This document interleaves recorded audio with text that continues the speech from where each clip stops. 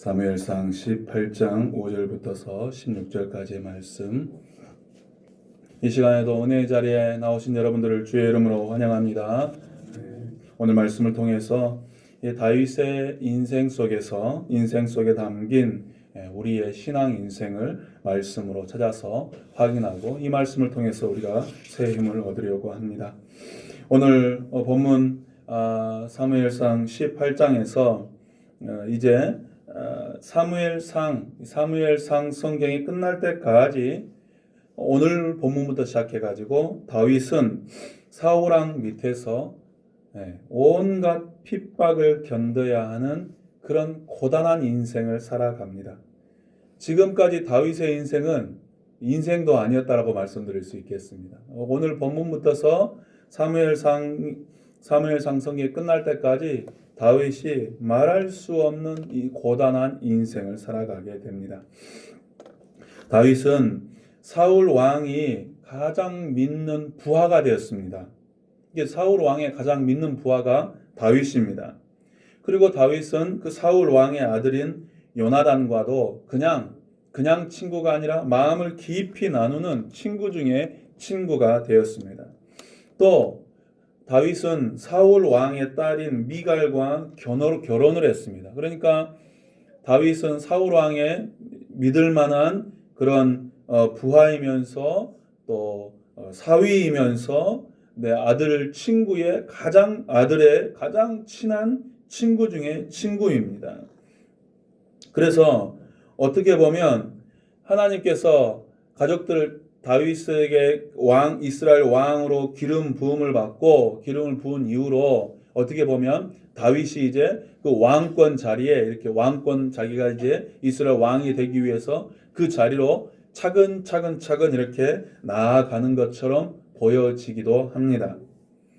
그런데 좀 말씀드린 것처럼 다윗의 인생을 이렇게 가만히 들여다보면 사울에게 항상 핍박을 받습니다. 오늘 본문부터 시작해가지고 오늘 본문에도 이렇게 물론 사울에게 하나님께서 다스리시는 악령이 임하긴 했습니다만 그가 창으로 다윗을 2번이나 죽이려고 시도를 하는 것이 말씀에 나와 있습니다.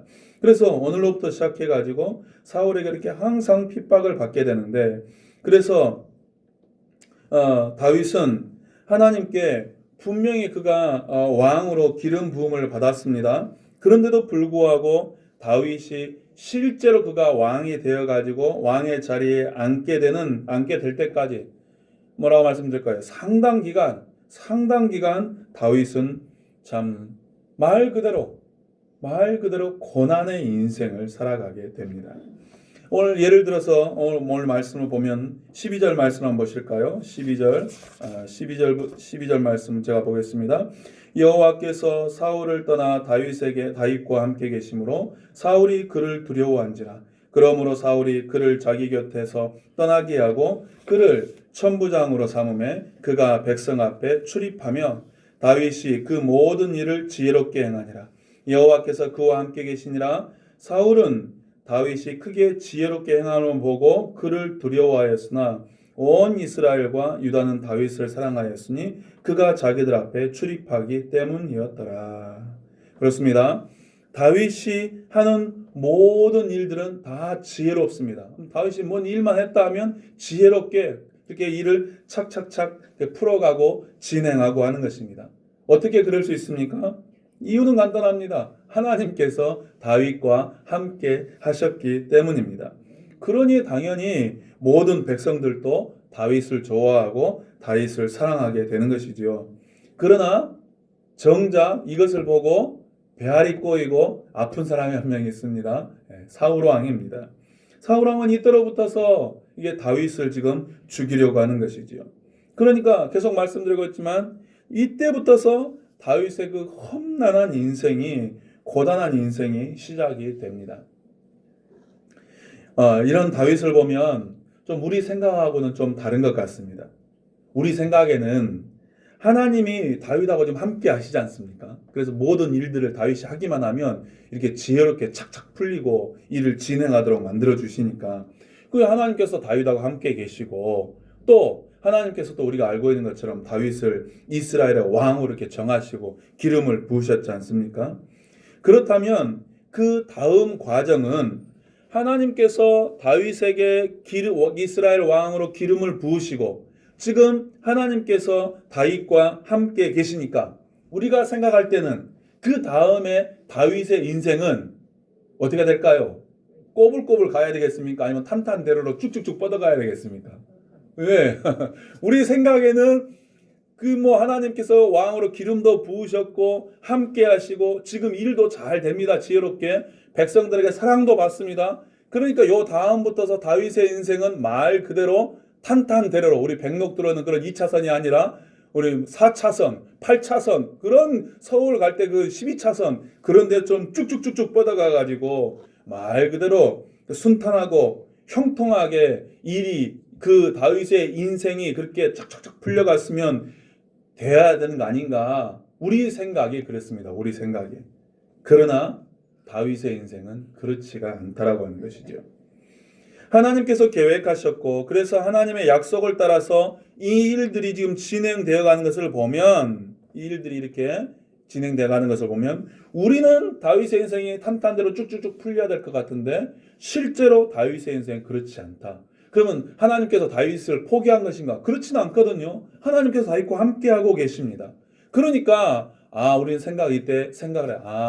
우리가 생각하는 생각과 하나님께서 이 일을 풀어가는 방식은 조금 다르구나 라고 하는 그런 생각이 듭니다. 그래서 오늘은 우리 생각에는 다윗의 인생의 탄탄대로로 쭉쭉 뻗어가야 될 것 같은데 하나님께서 함께하고 계심에도 불구하고 다윗의 인생이 이렇게 꼬여만 간다면 무언가 하나님께서 계획하신 일이 있을 것이다. 하나님의 뜻이 있을 것이다. 라고 하는 것이죠. 그래서 오늘은 그 하나님의 뜻이 무엇인가라고 하는 것을 말씀 속에서 찾아서 우리의 말씀, 내 말씀으로 가지려고 합니다.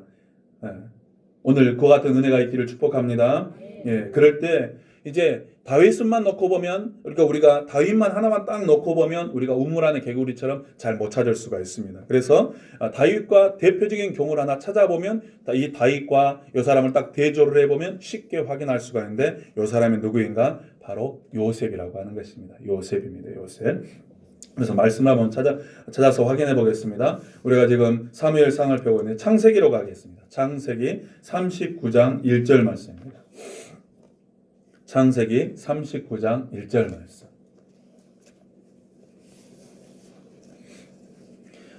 하나님께서 요셉의 인생을 통해서 일하시는 것을 우리가 말씀으로 확인해 가지고 찾아보면 하나님께서 다윗에게도 이렇게 일하시는구나. 하나님의 일하시는 방법이 이것이구나. 그렇다면 그 하나님께서 나에게도 이렇게 일하시고 계시겠구나라고 우리가 그 하나님의 일하심의 진리를 우리가 확인할 수가 있다라고 하는 것이죠. 그래서 우리 그 첫 번째 단추로 창세기 39장 1절에서 하나님께서 그 요셉의 인생을 통해서 어떻게 일하시는가라고 하는 것을 우리가 지금 한번 확인해 보겠습니다. 39장 1절부터서 3절까지의 말씀을 우리 같이 읽겠습니다. 1절입니다. 시작. 요셉이 이끌려 애굽에 내려가매 바로의 신하 친위대장 애굽 사람 보디발이 그를 그리로 데려간 이스마엘 사람의 손에서 요셉을 사니라. 여호와께서 요셉과 함께 하심으로 그가 형통한 자가 되어 그의 주인 애굽 사람의 집에 있으니 그의 주인이 여호와께서 그와 함께 하심을 보며 또 여호와께서 그의 범사에 형통하게 하심을 보았더라. 아멘은 나중에 하셔야 됩니다. 왜 그런가? 2절을 한번 보시죠. 하나님께서 요셉과 함께 하셨습니다. 그래서 요셉의 인생이 어떻게 됐습니까? 형통하게 되었죠. 여호와께서 요셉과 함께 하심으로 그가 형통한 자가 되었다. 그러면 우리는 보통 요 대목에서 방금 아멘 하신 것처럼 저도 마찬가지입니다. 요 대목에서 아멘 하시는데 사실은 조심하셔야 됩니다. 조심스럽게 아멘 하셔야 됩니다. 요셉을 하나님께서 형통하게 하셨으니까 하나님 그 요셉의 삶이 참 부럽습니다. 저도 그런 형통한 삶을 주시옵소서 아멘 하시면 우리는 어떻게 되는가? 노예가 돼야 됩니다. 지금 요셉이 지금 무엇로 팔려갔습니까? 노예로 팔려갔습니다.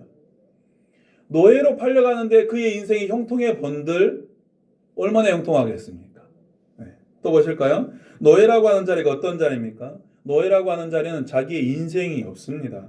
자기 몸이지만 자기 몸이 자기 것이 아니죠. 자기 마음대로 못하지요. 주인의 손에서 자기의 몸에 생사고락이 달려 있습니다. 주인에게 묶여있는 인생이 바로 노예의 인생이니까 비참한 인생이죠. 그러면 우리 19절로 한번 내려가 보실까요? 19절로. 19절부터서 23절까지의 말씀을 우리 같이 읽겠습니다. 19절 그의 시작. 그의 주인이 자기 아내가 자기에게 이르기를 당신의 종이 내게 이같이 행하였다 하는 말을 듣고 심히 노한지라. 이에 요셉의 주인이 그를 잡아 옥에 가두니 그 옥은 왕의 죄수를 가두는 곳이었더라. 요셉이 옥에 갇혔으나 여호와께서 요셉과 함께 하시고 그에게 인자를 더하사 간수장에게 은혜를 받게 하심에 간수장이 옥중 죄수를 다 요셉의 손에 맡김으로 그 재반 사물을 요셉이 처리하고 간수장은 그의 손에 맡긴 것을 무엇이든지 살펴보지 아니하였으니 이는 여호와께서 요셉과 함께 하심이라. 여호와께서 그를 범사에 형통하게 하셨더라. 아멘. 여기서도 보면 요셉의 인생이 범사에 형통한 인생이 되었습니다. 어떻게 되었습니까? 이유는 간단합니다. 하나님께서 요셉과 함께 하셨고 그래서 그 요셉의 인생을 형통하게 하셨습니다.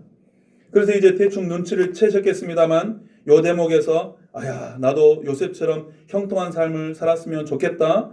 여호와께서 요셉과 함께 하심이라. 여호와께서 그를 범사에 형통하게 하셨더라 라고 해서 아멘 하시게 되면 어떻게 되겠습니까? 요셉처럼 노예의 자리로 내려갔다가 다시금 억울하게 감옥에 갇히는 그 자리로 가야 되는 것입니다. 그러면 요셉은 지금 우리가 말한 것처럼 잘 있다가 그런 노예의 자리로 내려가고 또 노예의 자리에서 억울하게 감옥에 갇히는 자리로 마치 이게 계획된 것처럼 계단을 밟고 딱딱딱 내려가는 것처럼 차근차근 이렇게 과정을 밟고 있는 것이 우리 눈에 좀 확연하게 보입니다.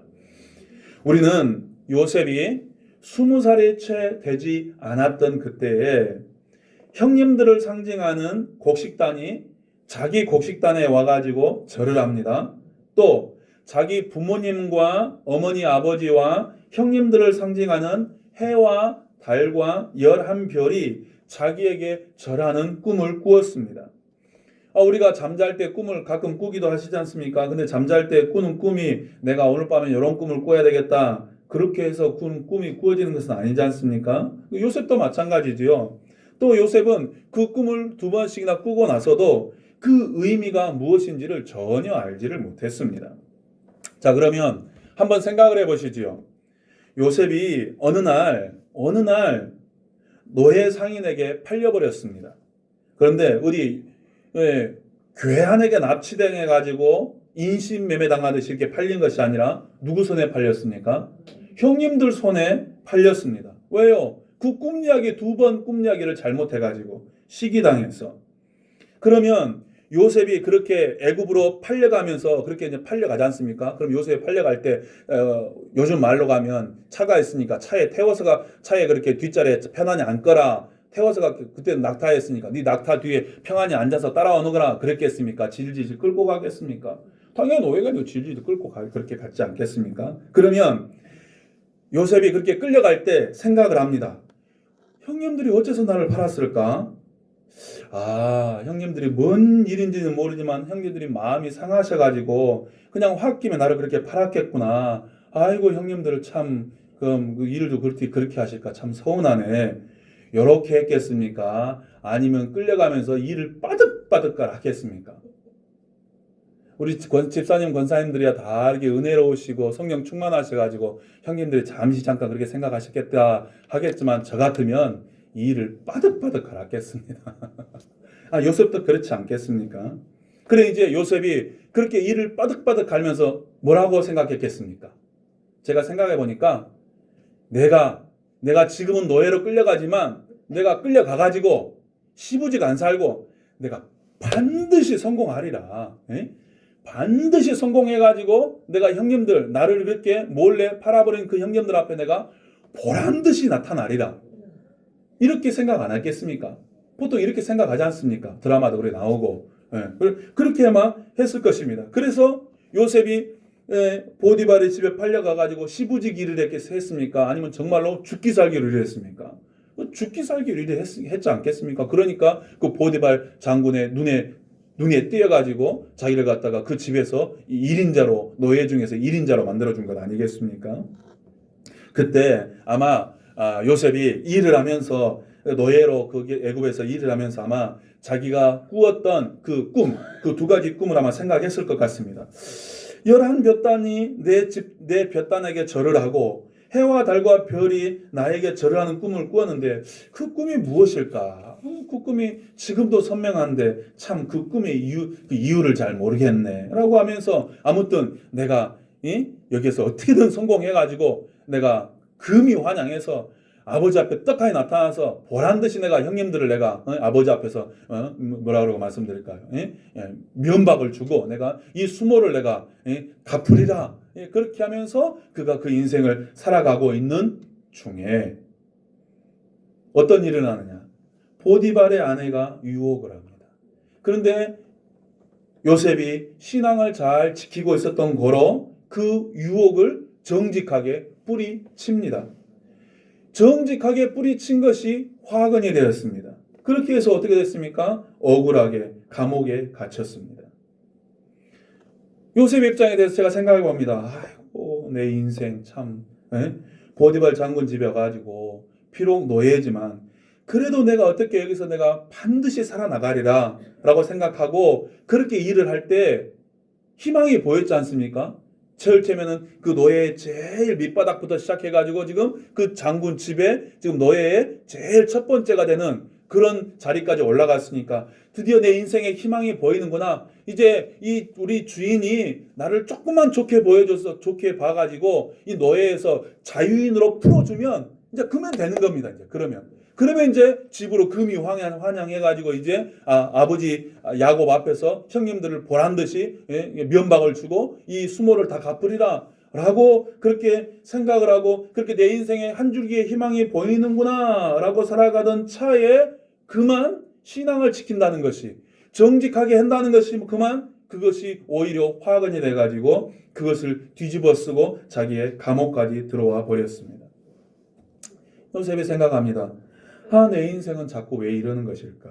왜 이러는 것일까? 그때 내가 집에서 그 2번의 꿈을 꾸었는데 그 꿈이 뭐더라? 그 꿈이 참 대단한 꿈인 것 같았는데 지금 내가 감옥에까지 갇혀서 와서 보니까 그 꿈이 개꿈이었다. 개꿈. 아무것도 아니었다. 이렇게 생각하지 않았을까 싶습니다.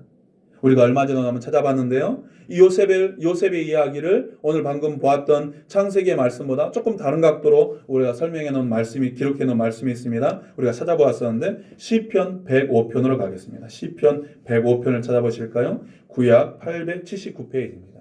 구약 879페이지. 시편 105편 17절입니다.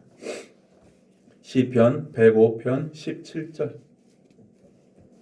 구약 879페이지입니다. 구약 879페이지 시편 105편 17절 말씀. 17절부터서 22절까지 말씀. 17절부터 22절까지 말씀을 같이 읽겠습니다. 17절. 그가 한 사람을 앞서 보내셨으며 요셉이 종으로 팔렸도다. 그의 발은 착고를 차고 그의 몸은 쇠사슬에 매였으니 곧 여호와의 말씀이 응할 때까지라. 그 말씀이 그를 단련하였도다. 왕이 사람을 보내어 그를 석방하며 뭇 백성의 통치자가 그를 자유롭게 하였도다. 그를 그의 집의 주관자로 삼아 그의 모든 소유를 관리하게 하고 그의 뜻대로 모든 신하를 다스리며 그의 지혜로 장로들을 교훈하게 하였도다. 아멘. 요셉이 감옥에 갇혀서 그 발이 착고에 차였습니다. 그 몸은 쇠사슬에 매였습니다. 여기에서 그의 몸이 쇠사슬에 매였다라고 하는 이 부분을 히브리어 성경 그대로 고지곧대로 글자 그대로 읽어내면 그의 영혼을 쇠사슬이 꿰뚫었다라고 말할 수가 있습니다. 그러니까 우리말로 말하면 요셉이 하루아침에 신앙을 지키다가 하루아침에 감옥에 갇혔는데 요셉이 그만 혼비백산해버렸다 그 말입니다. 요셉이 지금 얼이 빠져버렸다 그 말입니다. 그 말이 그의 영혼을 쇠사슬이 꿰뚫었다. 얼이 빠져버렸다. 정신이 나가버렸다라고 하는 말입니다. 그런데 어느 날 그 감옥에 애굽 왕의 바로 왕의 그 측근인 신하 두 사람이 붙잡혀 들어옵니다. 하나는 떡 맡은 관원장이고 하나는 술 맡은 관원장입니다. 그런데 이 두 사람이 나란히 잡혀 들어와 가지고 또 나란히 어느 날 꿈을 꾸었습니다. 그 꿈을 요셉이 해몽해 주었습니다. 그래서 그 꿈 해몽 그대로 떡 맡았다는 관원장은 죽었습니다. 술 맡은 관원장은 그 감옥에서 살아나갔습니다. 그리고 그로부터서 만 2년이 지난 후에 어느 날 그 나라 애굽의 바로 왕이 꿈을 꾸었습니다. 살찐 소 7마리가 강둑에 올라와가 강둑에서 이렇게 풀을 뜯고 있는데 갑자기 마른 흉측한 소 7마리가 오더니 그 살찐 소 7마리를 다 삼켜버렸다는 것입니다. 바로 왕이 깜짝 놀랐죠. 이게 무슨 꿈이냐? 해몽해봐라. 다 불러도 아무도 해몽을 못합니다. 그때 그것을 보고 있던 그 술 맡은 관원장이 왕이시여, 제가 2년 전에 감옥에 갇혔지 않습니까? 근데 그때 감옥에서 이만저만 이렇고 저렇고 이런 일이 있어가지고 그런 일이 있어서 제가 그 사람 말대로 제가 이렇게 풀려났다니까요. 그 사람을 불러다가 한번 꿈을 해몽해보라고 하면 어떻게 하겠습니까? 불러와라. 요셉이 바로 왕 앞에 섰습니다. 왕 앞에 서서 꿈을 해석합니다. 살찐 소 7마리는 7년 동안 풍년일 것입니다. 그리고 뒤에 흉측한 파리한 소가 와서 그 살찐 송아지 7마리를 잡아먹었다는 것은 그 풍년 7년 풍년 뒤에 흉년 7년이 뒤따라올 것인데 풍년이 언제 들었었느냐 할 정도로 흉년이 심각하게 들어서 고생을 할 것입니다.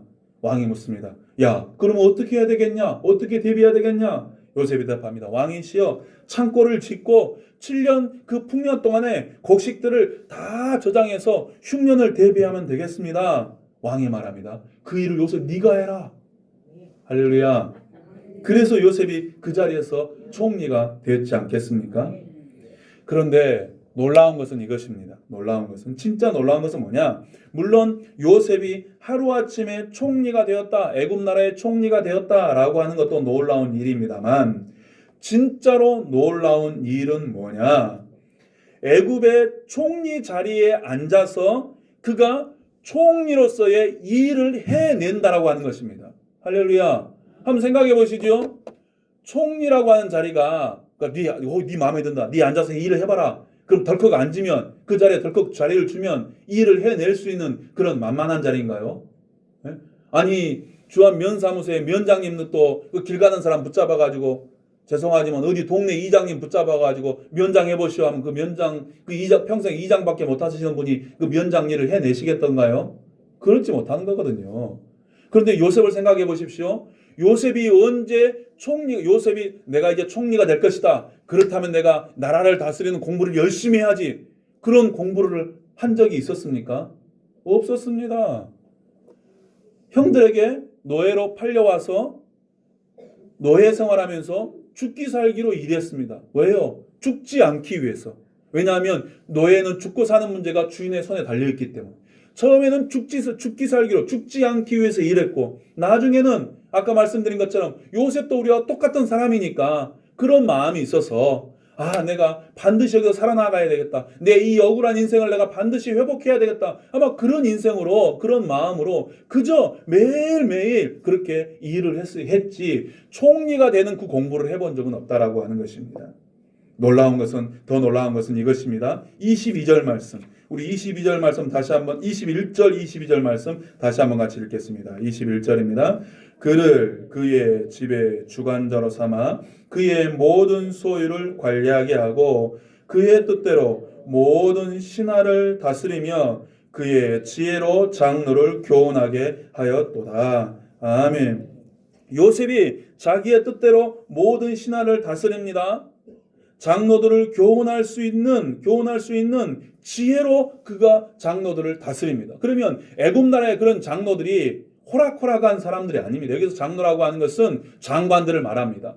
그 장관들이 그냥 대충 해서 그 자리에 섰겠습니까? 다들 세계적으로 그 당시 애굽이 가장 큰 나라였으니까 배울 만큼 다 배운 사람들이고 실력을 갖출 만큼 다 갖춘 사람들이고 또 말하면 자기 집안이 빵빵하기로 말하면 자기 집안이 뼈대 있는 가문의 사람들이 지금 그 자리에 지금 장관으로 앉아 있는데 하루아침에 난데없이 나타난 요셉이 그 사람들을 이래라 저래라 가르치는데 그 사람들이 그 앞에서 총리님 요셉 총리님 알겠습니다라고 고개를 숙일 만큼 요셉의 입에서 나오는 지혜가 특별한 지혜였다라고 하는 것이죠. 그러면 아까도 말씀드린 것처럼 도대체 요셉의 인생을 살펴보면 언제 이런 것들을 배웠냐라고 하는 것이죠. 언제?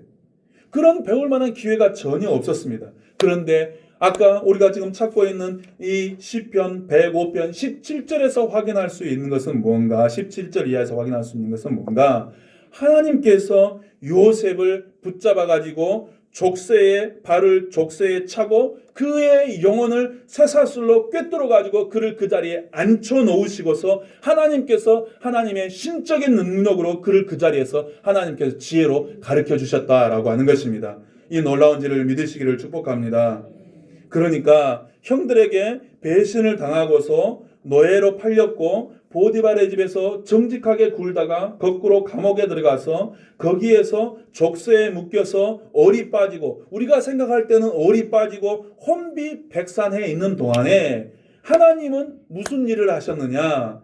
사람이 볼 때는 쇠사슬이 그의 영혼을 관통한 것 같으나 하나님은 요셉이 총리가 되어서 장차 세상을 구해야 될 때 그때 필요한 지혜를 그의 영혼 가운데 그의 지혜 가운데 하나님께서 넣어주셨다라고 하는 것입니다. 할렐루야. 그래서 나중에 형들이 와가지고 요셉 앞에 형들이 와서 싹싹 빕니다. 그때 요셉이 대답하는 말, 형들이 와서 우리가 그때 너를 노예로 팔 때 잘못했다. 용서해 달라. 그렇게 할 때 요셉이 이렇게 대답을 합니다. 당신들이 나를 이곳에 팔았다고 해서 근심하지 마소서. 한탄하지 마소서. 하나님이 생명을 구원하시려고 나를 당신들보다 먼저 보내셨나이다. 하나님께서 생명을 구원하시려고 애굽에 있는 수많은 생명을 당신들의 생명까지 포함해서 이 땅에 있는 모든 생명을 구원하려고 당신들보다 먼저 하나님께서 나를 보내셨나이다 라고 하는 이 말을 한마디로 말하면 뭐냐? 17절 말씀 보시죠. 17절 말씀 같이 읽겠습니다. 시작. 그가 한 사람을 앞서 보내셨으며. 아멘. 바로 이 말입니다. 그가 한 사람을 앞서 보내셨으며 한 사람을 앞서 보냈다. 이 일을 위해서 하나님께서 요셉을 앞서 보내셨습니다. 할렐루야. 그런데 그 방법이 뭐냐? 노예로 보냈다는 것입니다. 노예로. 하나님께서 세상을 구하기 위해서 요셉을 앞서서 보내셨는데 그 보내시는 방법이 뭐냐? 종으로 팔아버리셨다라고 하는 것입니다. 우리가 형통하게 되는 것을 생각하는 방식과 하나님의 방식은 다릅니다.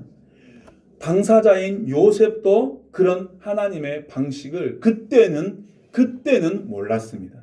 그때는 몰랐는데 그런데 그가 나중에 요셉이 되고 난 총리가 되고 난 후에 그가 다 살펴보니까 하나님께서 어렸을 때 나에게 꿈을 주셨는데 그 꿈이 바로 이런 뜻이었구나 라고 그가 그 꿈을 이해하게 되었고 그러니까 하나님께서 내 인생을 하나님께서 벌써부터서 작정하시고 총리까지 내가 이 자리에 올라올 것을 아시고 바라보시고 내 인생을 나는 원하지 않았지만 너의 인생으로 그렇게 나를 인도해 가셨구나. 하나님께서 이 모든 일들을 그렇게 진행해 주셨구나. 인도해 주셨구나 라고 이해하게 되었다라고 하는 것입니다. 주 안에 사랑하는 성도 여러분, 오늘 본문에서 만나는 다윗의 인생도 요셉과 똑같다라고 하는 것입니다. 다윗이 누구입니까? 다윗이 처음부터서 이스라엘의 왕이 되고 싶어서 하나님이여 나를 이스라엘의 왕으로 삼아주시옵소서 그렇게 기도한 적이 결단코 없습니다. 그냥 어느 날 갑자기 하나님께서 사무엘 선지자를 보내가지고 이스라엘의 왕으로 기름을 부으셨습니다. 그러면 다윗을 그렇게 생각해 볼 수 있습니다. 다윗을 그냥 그대로 놔두시고 그냥 다윗이 자기의 인생대로 살아가게 하시고 진짜로 다윗이 왕이 될 그때쯤 다윗을 불러가지고 한 달 전쯤에 이렇게 기름을 부어주셨으면 안 되는 것일까? 하나님은 뭔 일을 먼저 하시고 뭔 일을 나중에 해야 되는지 도대체 그렇게 일의 전후를 모르시는 분이신가? 그것은 아니라고 하는 것입니다. 아무튼 다윗은 지금 하나님의 이름으로 이스라엘 왕으로 기름 부음을 받은 사람입니다. 그러나 다윗의 현실은 어떻습니까? 탄탄대로입니까? 아니죠. 고생길이 화가 냈는데 이제 시작입니다. 이제 시작. 18장에서 이제 시작. 네. 이스라엘의 왕은커녕 그런 비슷한 권세도 누리지 못하고 있습니다. 앞으로도 계속 해보겠죠. 계속 확인해 갔지만 다윗이 이스라엘 왕은커녕 하루하루가 사느냐 죽느냐 그런 절체절명의 순간인데요. 우리 권사님 집사님들 연세가 있으셔서 허리도 아프시고 다리도 아프시고 안 아픈 것이 없어. 그래서 오늘은 이 병원 가시고 내일은 저 병원 가셔서 그렇게 힘드시지만 다윗처럼 누가 나를 죽이려고 그래가지고 오늘 죽을까나 내일 죽을까나 이렇게 전전긍긍한다고 하면 단 하루라도 사시겠는가요? 저도 못 살 것 같습니다. 다윗은 나중에 심지어 사울을 피해서 도망가다가 더 이상 갈 데가 없어가지고 어디로 도망가느냐? 이스라엘과 철천지 원수지간인 블레셋으로 도망갑니다. 더 이상 도망갈 데가 없어가지고 거기는 사울이 안 쫓아올 것을 아니까. 그래서 블레셋에까지 망명 신청을 합니다. 요즘 말로 말하면. 그러면 그렇게 그저 살기 위해서 숨어 다니는 다윗이 생각합니다. 사울 안에 쫓아오니까 살기 위해서 그렇게 숨어 다니면서 다윗이 생각할 때 사무엘 선지자가 와가지고 나를 이스라엘 왕이라고 기름을 부었는데 그것이 뭔 일이었을까? 사무엘 선지자가 잠시 정신이 좀 헷가닥해가지고 쇼한 것이었을까? 그게 뭔 일이었을까? 분명히 내 머리에 기름을 붓기는 부었는데 그것이 이스라엘 왕이라고 그랬는데 내가 지금 뭐예요 지금? 이스라엘 왕은커녕 개코나 지금 사느냐 죽느냐 문제로 맨날 도망다니고 있는데. 네, 우리가 다윗을 만나가지고 좀 물어봤으면 좋겠습니다. 그러나 물어보나 안 물어보나 다윗의 마음은 어떻겠습니까? 갈등이고 도망 다닐 때마다 좌절이고 그랬을 것입니다. 아마 다윗이 이렇게 차라리 기름 부음 받은 그 일이 없었더라면 그 일이 없이 그냥 어렵게 살았더라면 우리가 생각할 때 그냥 아이고 다윗의 인생이 참 기구한 인생이다. 사람이 살다가 보면 그런 기구한 인생도 있고 또 편하게 사는 인생도 있고 그렇게 생각하고 그냥 끝내버렸을 것인데 다윗에게는 지금 이스라엘의 왕으로 기름 부음을 받았다라고 하는 이 사건, 이 약속이 지금 다윗에게는 있다라고 하는 것입니다. 그런데 나중에 우리가 확인해 보겠습니다만 다윗이 나중에 왕이 되어서 그가 무슨 생각을 했을까요? 요셉과 똑같이 내 인생을 하나님께서 벌써부터서 작정하고 계셨구나. 그래서 그렇게 하나님의 방법으로 내 인생에 간섭하시고 인도하셨구나 라고 그가 그렇게 이해하지 않았겠습니까? 주 안에서 사랑하는 성도 여러분, 오늘날 모든 성도들이 요셉과 다윗과 똑같은 그런 인생을 살고 있고 그렇게 살아가고 있는 중이다라고 하는 사실을 꼭 기억하게 되시기를 축복합니다. 그러면 우리의 문제는 뭔가? 방금 말씀드린 것처럼 모든 성도들이 요셉과 다윗과 똑같은 인생을 살고 있고 그렇게 살아간다고 하는 사실을 은혜가 되셔서 아멘 하셨습니다만 인정하기 싫은 것이지요. 인정하기 싫습니다. 인정했다 하더라도 금방 잊어버립니다. 왜냐하면 요셉과 다윗은 우리가 말씀을 통해서 그 결말을 잘 알고 있습니다. 요셉은 나중에 총리가 되었고 이스라엘은 나중에 이스라엘 가장 위대한 왕이 되었는데 우리는 결과를 물론 말씀을 통해서 우리는 천국 간다, 영광스럽게 변한다 라고 하는 것을 알지만 그러나 실제로 우리의 삶 가운데서는 결과가 안 나타나니까 우리는 여전히 진행 중이니까 우리 입에서는 고난을 당하거나 마음 어려운 일을 당하면 우리 입에서는 뭐가 튀어나옵니까? 불평이 튀어나오는 것이죠. 그래서 기도할 때마다 이렇게 기도합니다. 저부터서 이렇게 기도합니다. 하나님 아버지, 요셉을 승리케 하신 하나님 아버지, 다윗을 승리케 하신 하나님 아버지. 이 말이 무슨 말입니까 지금? 다윗에게는 총리를 주셨고 요셉에게는 총리를 주셨고 다윗에게는 왕을 주셨는데 나에게는 지금 아무것도 안 주시고 요렇게 지금 고생을 하게 만드신 하나님, 무슨 말입니까? 불평한다 그 말이죠. 말씀드린 것처럼 요셉의 인생이나 다윗의 인생이나 우리의 인생에 똑같은 줄로 믿으시기를 축복합니다. 지금 말씀을 통해서 우리가 지금 그것을 확인했습니다. 요셉도 그렇고 다윗도 그랬고 지금 우리가 신앙생활을 하면서 하고 있는 똑같은 고민, 똑같은 절망, 똑같은 마음의 어려움을 요셉이 그대로 겪었고 다윗도 그대로 겪었다라고 하는 것을 꼭 기억하시기를 바랍니다. 그런데 놀라운 사실은, 은혜로운 사실은, 감사한 사실은 바로 이것입니다. 요셉이 가졌던 꿈이나 다윗이 가졌던 그 왕으로 기름 부은 약속보다 우리가 가지고 있는 약속의 증표가 더 크고 영광스럽다라고 하는 것입니다. 무슨 말인가? 그것은 바로 예수 그리스도입니다. 예수 그리스도를 믿는 믿음은 요셉에게 나타난 꿈이나 다윗에게 허락하여 주신 그 기름 부은 이스라엘의 왕으로 기름 부은 그것과는 비교할 수도 없을 너무나도 아름다운 것이고 너무나도 복된 것이라고 하는 것입니다. 그것이 무엇입니까? 하나님이신 성자 예수님께서 우리를 위해서 이 땅에 오셨다는 역사적인 사실입니다.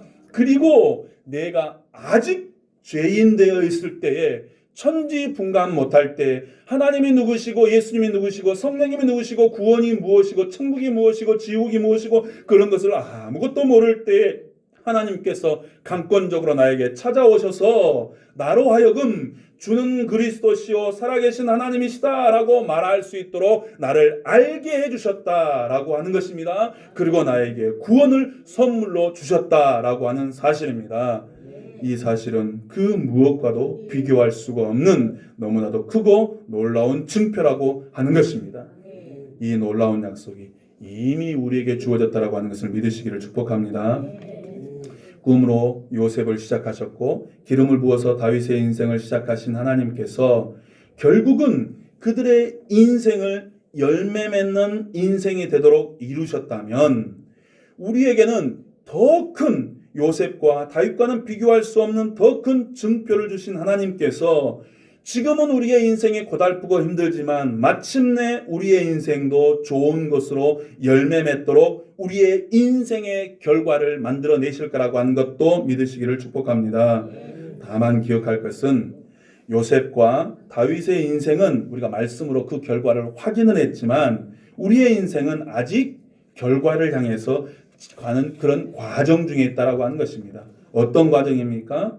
우리 각자의 삶이 다르니까 어떤 분에게는 요셉처럼 그의 발은 착고를 차고 그의 몸은 쇠사슬에 매여 있는 그런 과정을 같은 그런 분이 계실 터이고, 또 어떤 분은 오늘 본문의 다윗처럼 그때 사울이 손에 창이 있는지라 그가 스스로 얘기를 내가 다윗의 벽에 박으리라 하고 사울이 그 창을 던졌으나 다윗이 그 앞에서 2번이나 피하였더라 라고 하는 것처럼 이런 다윗과 같은 어려움 과정 중에 있는 분들이 계실 것이다 라고 하는 것입니다.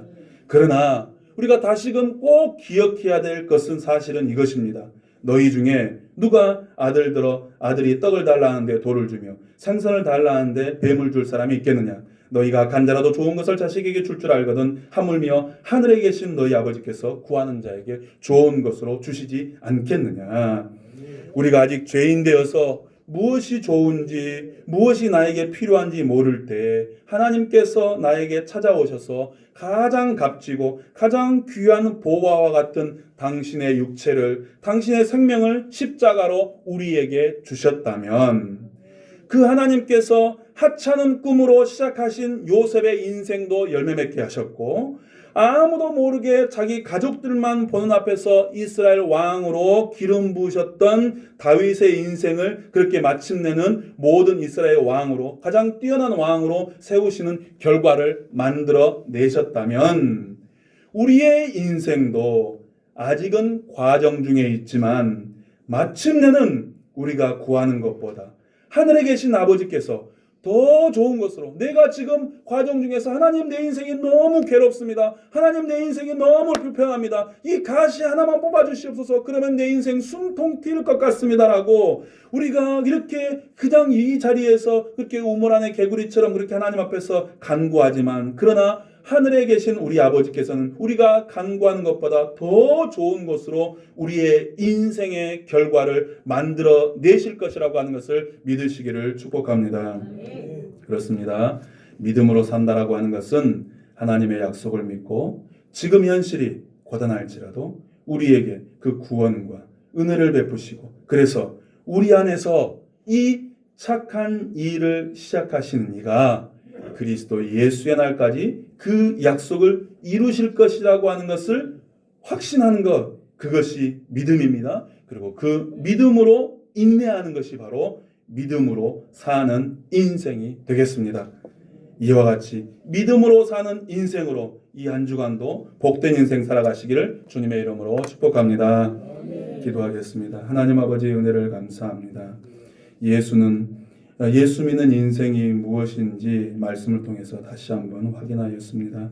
믿음으로 살아가는 과정 중에 우리에게 있는 눈물이나 또 우리의 어려움으로 인해서 나오는 한숨이 하나님께서는 마침내 우리에게서 우리를 통해서 이루실 구원의 완성이고, 또한 그것이 지금은 과정 중에 있지만 그 어떤 것이 눈물이나 한숨도 그것을 멈추게 하거나 방해할 수 없다라고 하는 것을 말씀으로 확인하였습니다. 아버지 하나님, 이제 이 믿음으로 마침내 요셉처럼 다윗처럼 우리의 얼굴에도 신앙의 꽃이 활짝 피어나게 하여 주시옵소서. 모든 것들을 감사드리며 예수님의 이름으로 기도드리옵나이다. 아멘.